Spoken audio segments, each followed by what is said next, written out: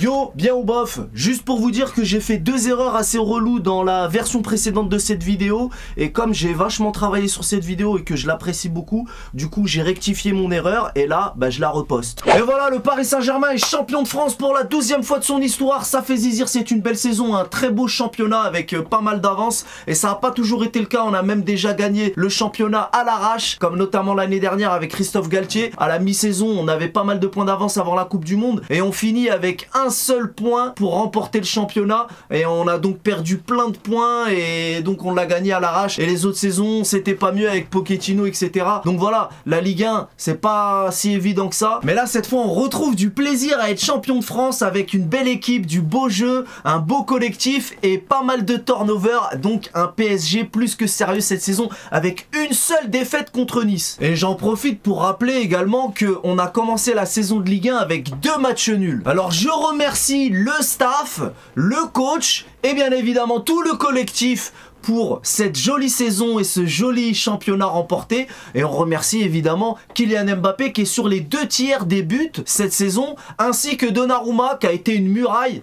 En Ligue 1 en tout cas, ça a été une muraille. Et bien évidemment sans oublier Ousmane Dembélé qui a merveilleusement animé le côté droit. Ousmane Dembélé cette saison, c'était magique, c'était magnifique. Et bien sûr aussi Vitinha, la plaque tournante du milieu de terrain. Incroyable Vitinha qui pour certains a été le meilleur parisien cette saison. Bon, on va pas parler de qui est le meilleur parisien dans cette vidéo. Cette saison, on remercie tout le collectif évidemment, mais il y a certains joueurs qui ont su tirer leur épingle du jeu, c'est quand même bon de le souligner. Et bien évidemment, mention plus que spéciale pour le coach, pour notre coach Luis Enrique, qui fait un boulot terrible, incroyable, mais c'est pas terminé justement, son travail n'est pas terminé, je vais y revenir. Donc le Paris Saint-Germain détient le record en championnat avec 12 championnats remportés. Le Paris Saint-Germain détient le record en Coupe de France avec 14 Coupes de France remportées et bientôt la 15e, on l'espère. Le Paris Saint-Germain détient le record de la Coupe de la Ligue avec 9 Coupes de la Ligue remportées. Le Paris Saint-Germain détient également le record du Trophée des Champions avec 12 Trophées des Champions remportés. Et pour finir, le Paris Saint-Germain est le seul et unique club en France à avoir remporté une Coupe d'Europe sans tricher. Et je suis hyper sérieux. C'est pas style une vidéo pour faire des vannes comme j'ai l'habitude de faire. Vous savez que je le pense fermement et je suis premier degré. Et je ne suis pas le seul à le dire. Moi, je ne suis qu'un petit youtubeur.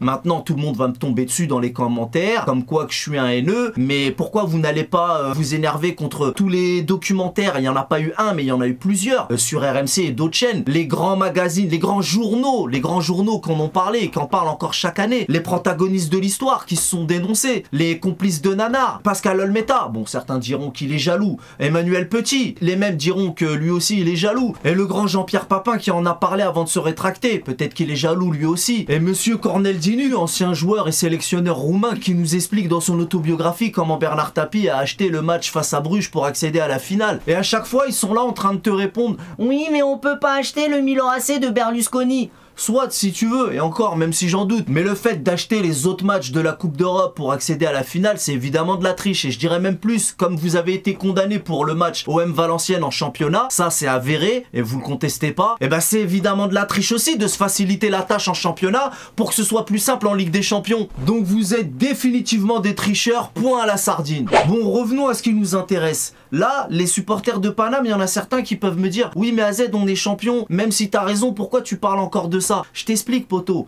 même si j'avais fait une vidéo où je parlais que du PSG, et dès que j'énumère nos victoires, ils sont tout de suite là en train de te dire « Ouais mais vous avez combien de Ligue des Champions? Ouais mais elle est où l'étoile ?»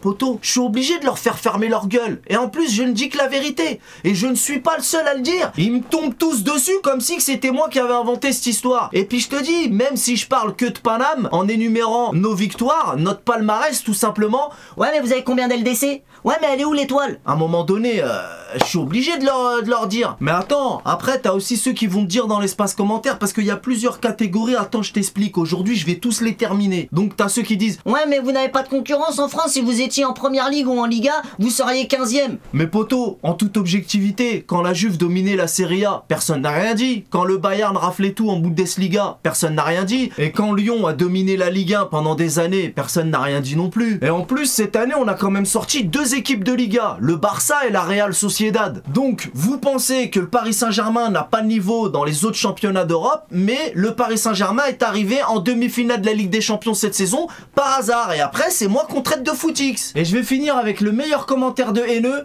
Et c'est quoi votre palmarès avant 2012, avant l'arrivée du Qatar? Bah c'est simple, Paris avant 2012, c'est une Coupe d'Europe, 2 titres de champion de France, 8 Coupes de France, 3 Coupes de la Ligue et 2 trophées des champions. C'est bon? Donc arrêtez de croire que Paris est né avec le QSI s'il vous plaît. Bref, avec le palmarès que je viens de t'énumérer là, le Paris Saint-Germain est définitivement le plus grand club de France, je veux plus rien savoir. Me parle pas de dollars ou de je sais pas quoi. Surtout quand vous faites des courbettes pour que n'importe quel milliardaire saoudien ou autre vous achète. Et je vous le souhaite d'ailleurs, hein, parce qu'il y en a marre de jouer avec votre équipe éclatée. Et merci de bien vouloir broder l'étoile sur le maillot 2024-2025 comme tous les grands clubs d'Europe, pas comme ces fraudes de Marseillais. Mais poto aussi, d'un côté c'est normal. Quand tu penses que notre capitaine Marquinhos, à lui tout seul, il a plus de titres de champion de France que l'OM. À lui tout seul, c'est normal qu'ils aient la haine. Je comprends. Oui, je suis un haineux, oui, c'est nous les Parisiens, c'est nous les méchants. Regarde, je te fais le même sourire que Dembélé. Là, j'ai l'impression de faire le même sourire gênant que Schwarzenegger dans Terminator 5. Paris Saint-Germain, le plus grand club de l'histoire de France. On est content, merci. Maintenant, faites-nous rêver. Offrez-nous la finale. On veut la finale. Et oui, parce que chaque chose en son temps. On va pas parler de la coupe. D'abord, offrez-nous la finale, les gars. Et si on va, après, plus loin, le quadruplé. Là, ça serait légendaire. Légendaire, et c'est possible. Mais on va d'abord vous demander de nous offrir la finale. Piano piano, comme ils disent là-bas. Bref, moi, je suis content ce soir. Et est-ce que ça serait possible d'avoir une vidéo de Luis Enrique en train de dire « Champion, mon frère ». Ça serait pas grave cool, ça? Ça serait trop cool. Donc, encore une fois, bravo à Lucho pour tout le travail qu'il fait, qui est pas terminé. Et bravo encore une fois à toute l'équipe. Mais moi, dans mon livre à moi, c'est quand même Gonzalo Ramos qui marque le but de la victoire pour ce championnat. Donc, mention spéciale à lui aussi. Donc, une fois de plus, l'équipe parisienne a démontré sa supériorité écrasante et sa puissance redoutable sur les terrains. Et avec une avance confortable, Paris Saint-Germain inscrit un petit peu plus son nom dans les annales du football français en remportant ce 12e championnat de France. Et maintenant que ce 12e titre est acquis, on va pouvoir pleinement se concentrer sur la Ligue des Champions. Parce que sincèrement, il n'y a que cet objectif qui compte, d'autant plus qu'il est à portée de crampon. Bref, on est champion de France, on est le meilleur club de l'histoire de France et on est surtout très heureux, je le répète, parce qu'on vit une saison formidable et le rêve n'est pas terminé, ça continue et on va peut-être finir en apothéose. Bref, on va pas se porter la poisse. En tout cas, merci encore à Lucho et aux joueurs. Félicitations pour ce titre. Je vais m'arrêter là pour aujourd'hui. Si cette vidéo vous a plu, n'hésitez pas à lâcher un pouce bleu, je compte sur vous, c'est très important. Quant à moi, je vous donne rendez-vous très prochainement pour la suite des événements. Ici, c'est Paris, on connaît les bails. Salut!